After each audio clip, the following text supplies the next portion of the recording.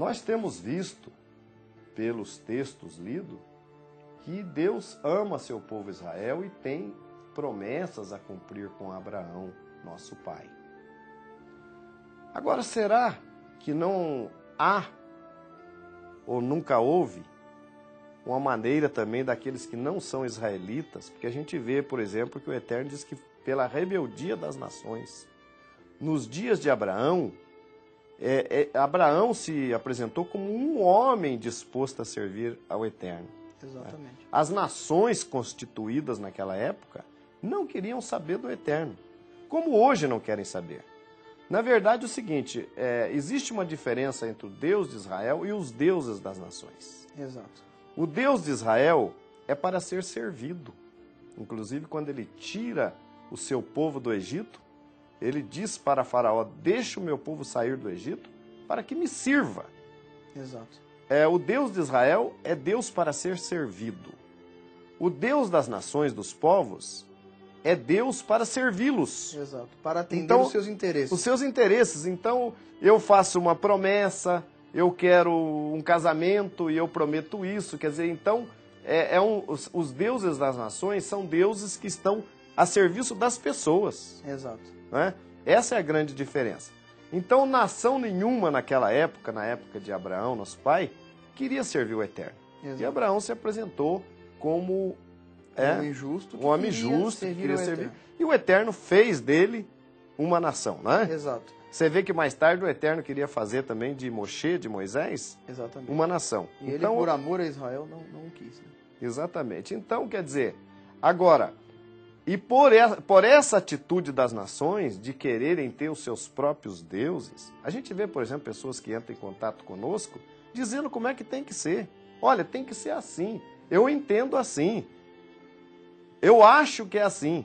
Isso é característica do gentil. O gentil quer que seja do jeito dele. Exato. Não é, não. Então eu crio um Deus para mim, crio uma religião para mim que seja do jeito que eu quero e acabou. Que atenda as minhas expectativas. Que atenda os meus interesses. Já não é o nosso caso. Nós queremos saber como é que Hashem, como é que o Eterno, nosso Deus, quer que seja. E na primeira oportunidade, volta para os seus deuses, mesmo tendo sido agraciado por Deus, porque Deus, a sua infinita misericórdia, muitas vezes concede benevolência a essas pessoas, até para que as pessoas possam dizer, né? Nossa, mas nós fizemos tanta coisa, né? E, não, eu não vos conheço. Deus não tomará conhecimento destes. Muitos até que Deus lhes dá alguma benevolência, mas eles não permanecem fiéis a esse Deus. E na primeira oportunidade, voltam para o seu paganismo, voltam a viver a sua vida normalmente, não levando em conta a Torá, os mandamentos de Deus, a prática da justiça. Agora nós temos um exemplo, aliás, não um, muitos exemplos nas Escrituras Sagradas, tanto na Torá quanto nos livros dos profetas e nos livros históricos, pessoas que foram sinceras e que quiseram se achegar ao Deus de Israel. Nós temos um caso típico, sempre citamos aqui, o caso de Ruth, né? Que era uma mulher moabita, que havia se casado inicialmente com um judeu, dentro daquele preceito que permitia ao judeu se casar quando estivesse em guerra, era um período de guerra, e ele se casou então com Ruth, e um outro irmão, filho também de uma judia chamada Noemi, da tribo de Judá, se casou com uma outra mulher chamada Orfa. Esses dois filhos morreu também o marido de Noemi, ela se tornou viúva, as três se tornaram viúvas. Noemi então disse para suas duas noras: voltem para os seus deuses. Deu a elas a oportunidade, voltem para os seus deuses. Eu já não posso mais gerar filhos a vocês. E então, uma delas voltou para os deuses. E esses representam aqueles que apenas estão ocasionalmente ligados ao Deus de Israel, enquanto lhe é útil. A partir do momento em que deixa de ser vantajoso para si, eles voltam para os seus deuses e vão buscar o seu próprio caminho. Mas, na verdade, o que eu entendo? Que há uma oportunidade que o Eterno, embora tenha escolhido um homem e feito desse homem uma nação, ele não despreza as pessoas de outras nações que querem se achegar a ele. Exato. Né? Ruth, uma moabita, se achegou a ele, né? Se achegou ao seu povo, optou por ficar com o seu povo. Teu Deus é o meu Deus, teu povo é o meu povo. e o Eterno a aceitou. A aceitou. Agora é interessante, Hiroshi, que quando Noemi falou para aquela, não, vai embora, você pode ir embora, você está liberada. O que ela disse? Não me instes que te deixe e me obrigue a não te seguir, porque aonde fores irei eu, onde quer que repousares, repousarei eu. O teu povo, inicialmente, nessa ordem, o teu povo é o meu povo e o teu Deus é o meu Deus. Noemi se alegrou, né? E chorou, e elas se abraçaram. Então elas foram de volta para sua terra. Agora, o que mais me deixa comovido com a história de Ruth é que ela não se importou em colher das migalhas. Ah, sim. Isso me lembra daquilo que Yeshua... O Midrash de Yeshua, não, é uma passagem, um acontecimento, um né? acontecimento na vida de Yeshua, que aquela mulher Ciro-Fenícia veio pedir uma bênção, né? E ele disse, eu não posso tirar da boca dos filhos e dar aos cachorrinhos. Talvez, se fosse um de nós, que diria? Mas se sentiria ofendido, mas né? Um homem que deveria ser o Messias me tratar dessa maneira, né? Tão hostil, aparentemente. Mas ela disse, não, eu sei, mestre, mas eu sei também que os cachorrinhos também comem das migalhas que caem da mesa dos seus senhores. Quer dizer, ela sabia que, na verdade, ela não tinha direito. Não tinha direito naquela bênção, não era direito dela. Exato. Havia essa compreensão que hoje não há. Quer dizer, muitas pessoas hoje acham que tem até mais direitos. Curiosamente, eu vejo, por exemplo, muitas pessoas querendo interpretar o hebraico. Exato. Né? Eu tenho recebido alguns contatos de pessoas que perguntam por que vocês não falam o nome de Deus. Né? Quer dizer, questionando uma própria decisão do nosso povo Israel, lá num dado momento, acredito eu, que na época do cativeiro babilônico, Exato. decidiu-se não mais pronunciar, por zelo, pronunciar o nome. E não é porque alguém supostamente fala o nome de Deus, que ele entende que é o nome de Deus, se propõe a achar que é que aquele. isso santifica, que ele está santificando o nome de Deus, porque está falando um nome que ele acha que é o de Deus.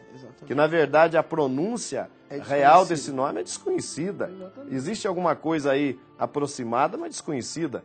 E, em função disso, nós preferimos dizer o Eterno, Hashem, né? Pelo respeito que temos ao nome. Tanto é que escrevemos até o nome de Deus, sim, com apóstrofo, com tracinho, né? sem o E, respeito, né?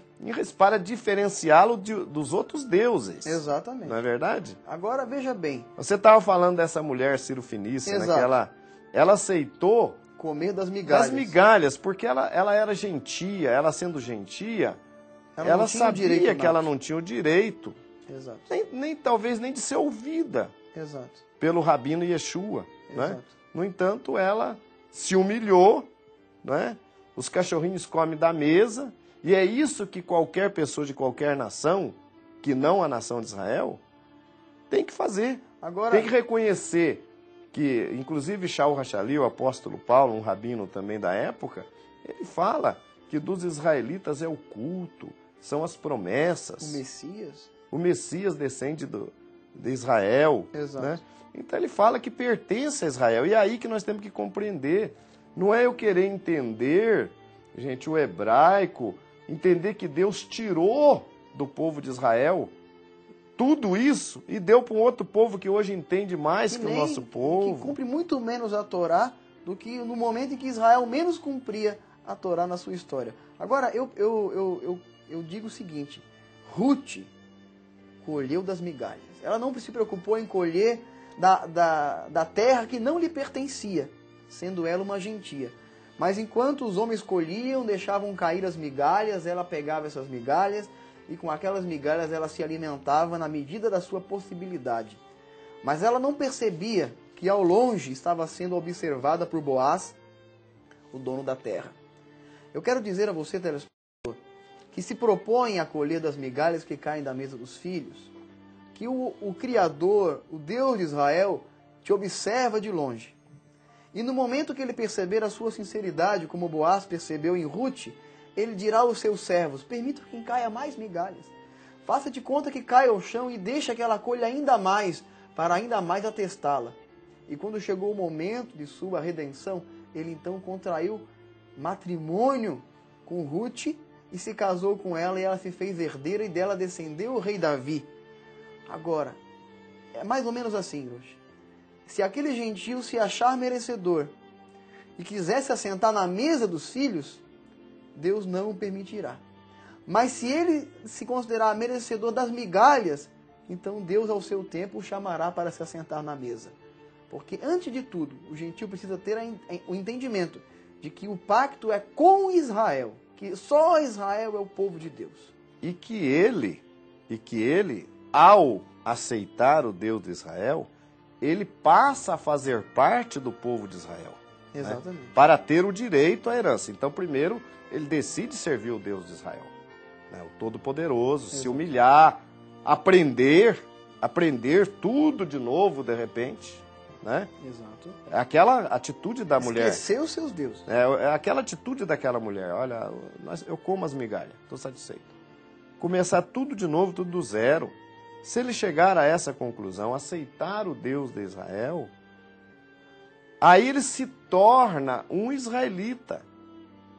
Ele entra para a comunidade de Israel através da nova aliança que o Eterno propôs, e ele se torna um israelita. Ele deixa de ser gentil. Muita gente confunde as coisas que a gente está falando. Não, tem que ser israelita para ser salvo. Não. Quando você decide servir o Deus de Israel verdadeiramente, você é enxertado na oliveira que é Israel e você se torna um israelita. Exato. Você se torna parte desse povo. Por aceitar esse povo como seu. Como Ruth fez, né? Exato. E ao aceitar esse povo como sendo seu próprio povo, você passa a ter direito nas mesmas promessas, nas mesmas bênçãos, e como disse Orochi Ezra, você poderá também se assentar na mesa, aí sim, Exato. E comer com os filhos. Exatamente. Agora, Orochi, por quanto tempo duraria o pacto de Deus com Israel? Livro do profeta Jeremias, no capítulo 31, verso 34, nos diz: assim disse o Eterno, que proporciona a luz do sol durante o dia, e a luz da lua e da constelação das estrelas durante a noite, e que revolve o mar, fazendo rugir as suas ondas, cujo nome é Eterno dos Exércitos. Se tudo isto que estabeleci se desfizer sem minha ordem, diz o Eterno, então também a semente de Israel deixará para sempre de ser uma nação sob a minha proteção. O pacto de Deus com Israel é enquanto durar o sol e a lua.